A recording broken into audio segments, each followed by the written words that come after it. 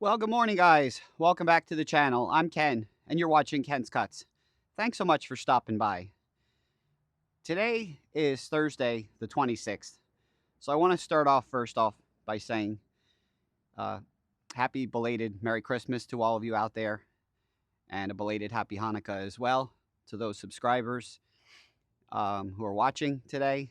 And just want to say that I am thankful for everything that I did receive from friends and family yesterday for the holidays. My daughter bought me new bibs.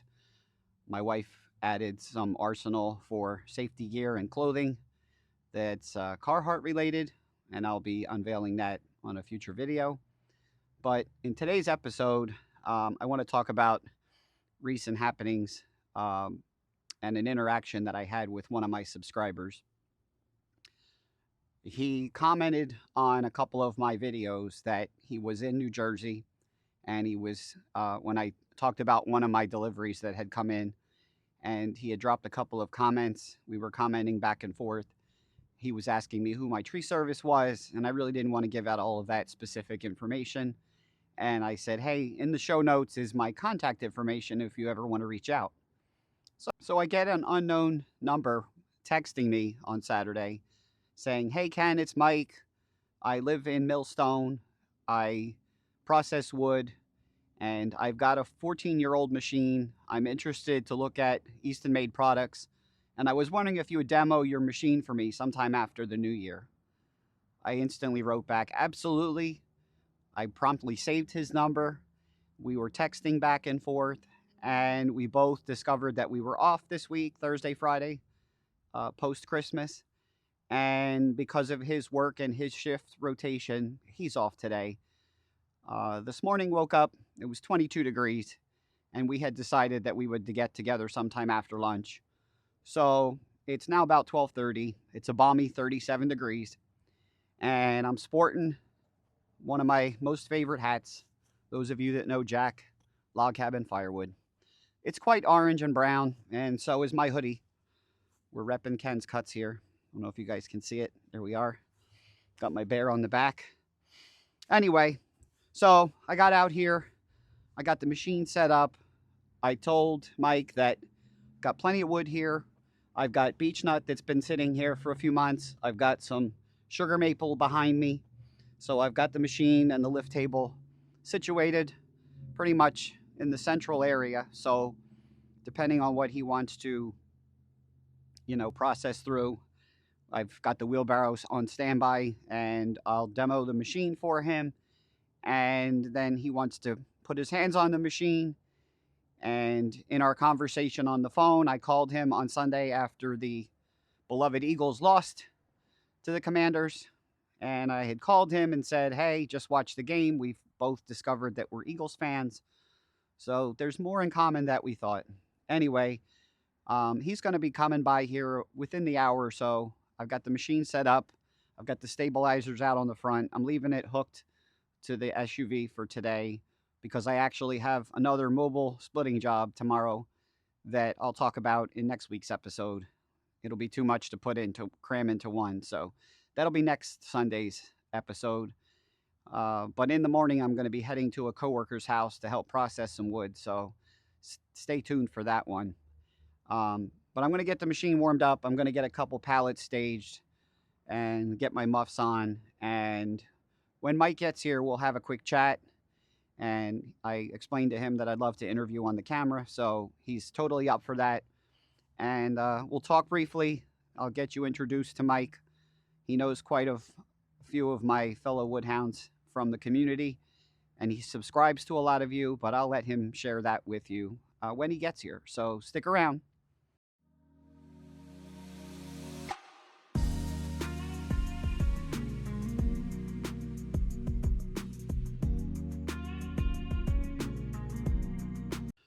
So welcome back, everybody. Mike's here. Mike Maloney. He's over in Millstone. He's the guy I was telling you about on my intro.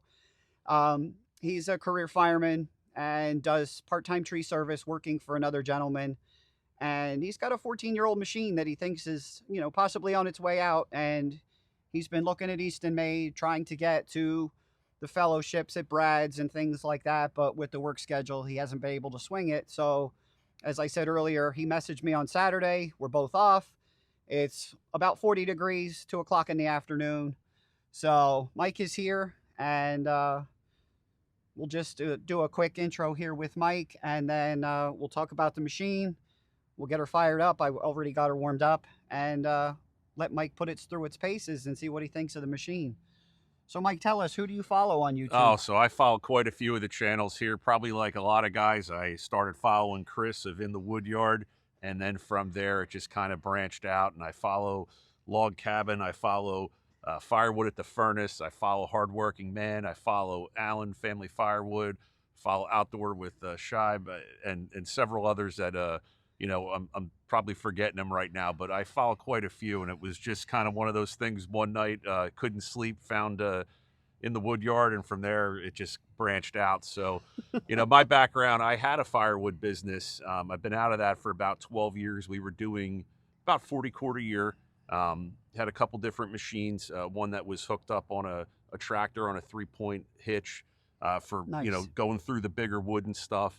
And it was, you know, it was good when we had it, but, you know, life takes you different directions, and we folded that business up. I moved back to the town that I live in here in Millstone, right near Ken. And about 5 years ago, I put a wood stove on my house, which was something I had wanted to do for a while, and the funds allowed for it. So started splitting wood again here, and I'd always retained my Huskee 28-ton splitter, and more or less just passed it around to my buddies as they needed it for splitting wood on their properties, just to keep it running and functional. But now I'm doing, I'm back up to about 10, 12 cord a year. Build a firewood stand for my kids to instill some work ethic in them, you know, the benefit of hard work, and to see a little cash return on their end. And, you know, it's more or less the machine that I have is good for what I do, but I definitely could, you know, move wood a lot faster and get things done. And, you know, time is important to all of us. So recognizing the benefit of a high-speed machine here, it's definitely something to consider if it's a pathway I want to go. And, you know, following you here, Ken, and checking out your machine and all the good things that you say about it, I figured I would reach out since we live very close to one another, and see if I could come by and check it out. I spent a little time splitting today at home here just to move some ash through that I have. As Ken mentioned, I do work for a local tree service. The company's name is Tree Wiseman, and we do a lot of work here in Western Monmouth County. And on my off days from the fire department, I'll usually give him a day a week there, you know, basically whatever he needs of me, whether it's felling trees, you know, running all the different trucks and equipment and stuff like that, you know, being his ground support there, tending ropes, etc. But, you know, I've always kind of had my hand in something to do with, you know, outdoor work, whether it was landscaping at a young age. Another gentleman that lives in your town here that has a trucking company, he did a lot of site clearing work with a tub grinder. I used to work for him and run his excavator on occasion, or his front end loader, to work these big grinding jobs. So I always kind of find myself with a chainsaw in my hand, whether it's in the fire service or you know, or in the woods. Right. Nice. Nice. Very cool. So as I had said, he messaged me on Saturday. He wanted to get together after the new year. Our calendars kind of aligned. So I said, hey, Mike, why don't you come by in the afternoon when it's not, you know, 22 degrees. Yeah, we got a great weather day, that's for certain. This is a beautiful day. There ain't a cloud in the sky. It's about 38 or 40-ish Fahrenheit, and we're going to get the machine warmed back up. I'm going to unload this wheelbarrow. I told Ken I'm jealous of all the direct sunlight he's got here. He's backed up to an open field, so he's got the two key factors, the sunlight and the wind here, to help dry his wood out faster than normal. You know, my wood is more on my property's very wooded, so I'm you know, dealing with the lack of wind and more shade, so that takes longer to get things to dry out. And as much as I love to have oak for the wood stove and the BTUs that's producing, I tend to try to focus more on cherry and maple. And I just got some nice ash from our tree service recently here. So now I know Ken's spot here. I'm sure I'll bring him some logs at some point when we're doing work in the area. Yeah, that'll be cool when the stars align. You know, you guys can keep me in mind. We've always got wood to pass out, so that's never right. It helps us get turned around quick on jobs. And as I told Ken, we've even done work here in his neighborhood. So at some point, I'm sure I'll be coming bearing gifts for you. Yes. Yeah, he said to me, I know where you are. I know where the blinking light is at the corner. And he says, it's very hard to hide that orange machine. You Yep, know, he it says stands right it out there. stands right out, even though I have it tucked behind my little utility shed. You know, the mast is up in the air, and when it's out, you know, as it is today, right now, it's hard not to miss. You know, from Ken's the going to go to work intersection. one day and wonder why his machine's over at my house. I'll stop by and borrow it. Mike will be sending me a text. Hey, I stopped by to borrow the Axis. No, I wouldn't But do that to you. no, but you know, he wants to put his hand on something orange and blue, and with what he tells me, he brings back to his woodyard. I told him he definitely needs to, you know, look at something that's got a log lift. You know, whether it be a 1222 or an Axis. I mean, it'd be great to start out with an Ultra, but you know, then you're quartering stuff to have to lift it. Yeah, I've And definitely been there, and that takes obviously a lot of time and a lot of time, a lot of labor, a you know, bucking lot stuff. of strain on your back. It's great working for a tree service. I find myself bringing in more wood than I want, but when I'm looking at all this good stuff that's destined for the chipper, or I can cherry pick a truckload for our dump truck for myself, then it's a no-brainer. It comes to my house. So Nice, you nice. know, much to my wife's disgust there. So, well, very cool, guys. We're going to pause the camera real quick here. We're going to get the machine warmed back up, and I'm going to walk through it with Mike, and we'll get right back to you. So, stick around.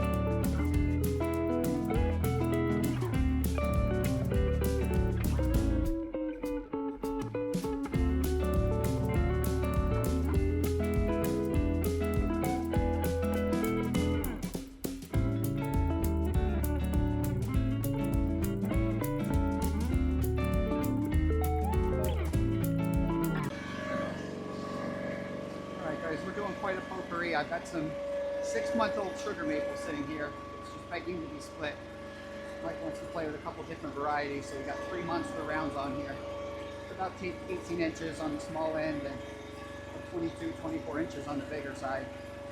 I've got 3 of them on here, and when you work that lever, kind of feather the lever, just kind of feather it up. Okay. If you go too forward, too fast, It'll spit them off the side. Yeah, the cylinder makes it want to kind of jump. So we'll try feathering it up. Use the no problem. We'll try and feather it and see. There we go.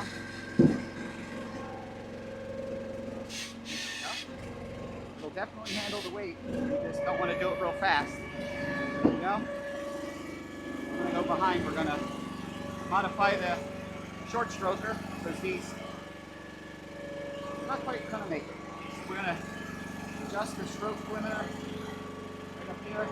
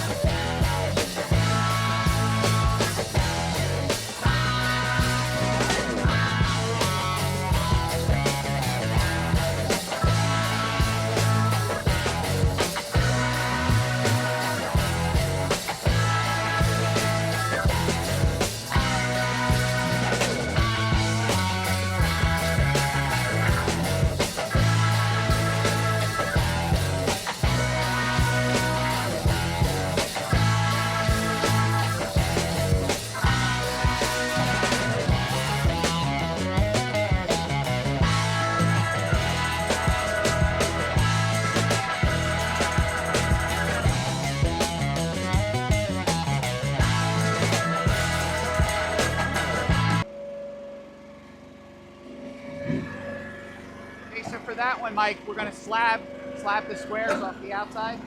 There we go.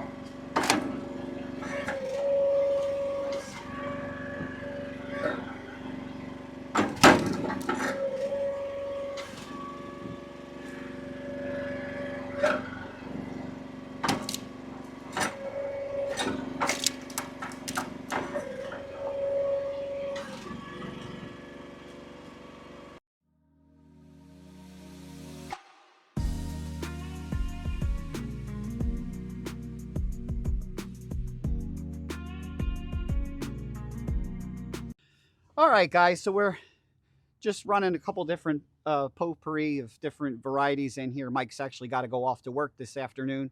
So he just wanted to put his hands on the machine, and I wanted to get his take on the machine. So what do you think, Mike? As I mentioned here off camera, I'm not sure what impresses me more, the cycle time or just having the log lift here. Not having to lift the wood up to the table alone is a huge benefit. And then you add in the fact of how fast that cycle time is. I mean, we knocked out 3 wheelbarrow fulls in a matter of a couple minutes. 3 different species of wood, where that would take me I don't even want to think about how much time it would take me, but seeing how the machine reacts and handles with the knottier stuff, your different twists and your grain and everything, the stuff that fights you when you're splitting. I mean, all those things are super impressive here. It's something definitely to think about here moving forward. If it's time to add something like this to my cachet of equipment. Yeah, yeah. You always got to be able to diversify and have the arsenal to back it up. I think the And biggest thing is just the time that you save your production, or even if you say I'm going to do 20 cords a year, what is it costing you time wise? And like anything else, time is money. What's it costing you time wise to do that versus having a high speed machine like this? yeah, exactly. Mike said, we'll get together after lunch. He was texting me this morning. He was, running his Huskee 28 ton. He had it in the vertical position. He was sending me pictures.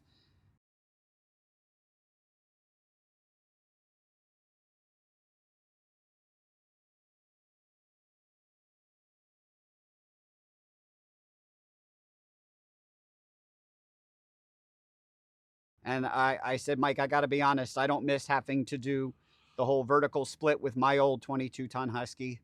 I just got this thing in May, and 7 months into it, I can't be happier. I don't want to Um, badmouth the Husky too bad, because at some point I'm going to sell it to somebody. So, but but no, he sent me the pictures. He's got a GCX or whatever it is, the Honda on it. great motor, I And will say that. Great those motor. Hondas will run forever. But Mike's in his 40s. He just told me off camera he recently had back surgery. So muscling these things around, whether you're 30, 40, or 70, it don't matter.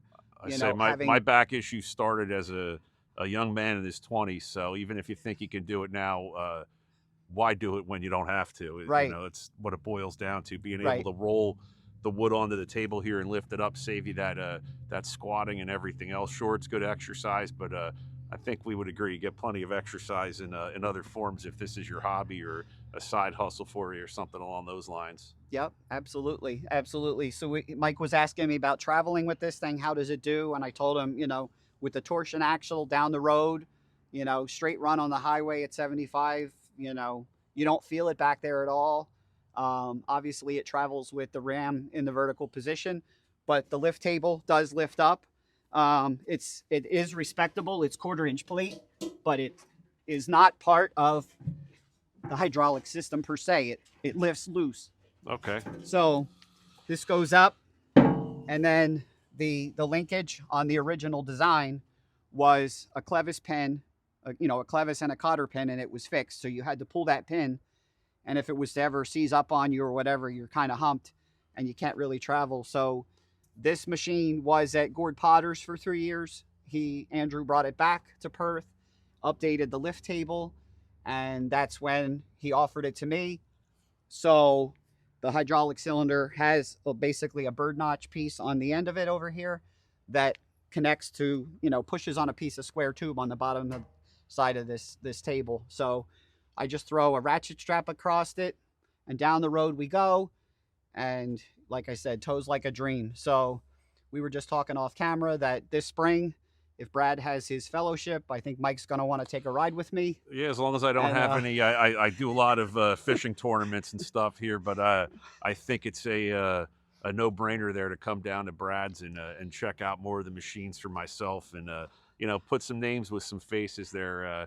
You guys have helped me sleep on a lot of nights when I'm having trouble falling asleep there. It's what usually puts me to bed, is watching some Firewood videos there, and it's just something else to make you a well-rounded person there, to have a good hobby like this and good hard work, and you're able to look at what you've done here And whether you're selling it or just simply putting it up your own chimney, it's worth it at the end of the day. Absolutely. Absolutely.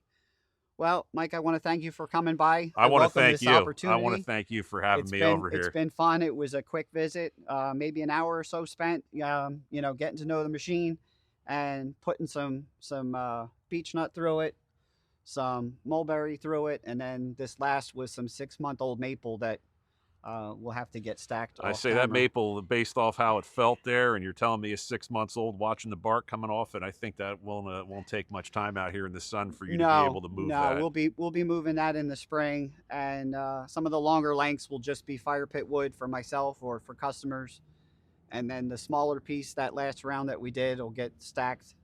I usually put stuff up on pallets, and and I kind of segregate it out. And as I always tell people, I feel like I'm like a little microbrewery. I've got small batches of a lot of different things. Some are dry, some are ready to go, some are fresh cut.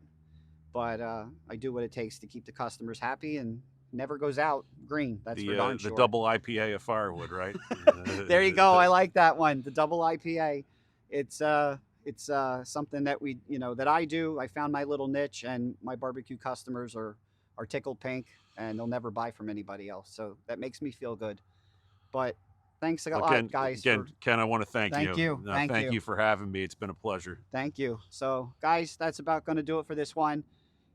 Thanks for watching to the end. If you like this kind of stuff, please like and subscribe, and we'll catch you next Sunday. Take care, everybody.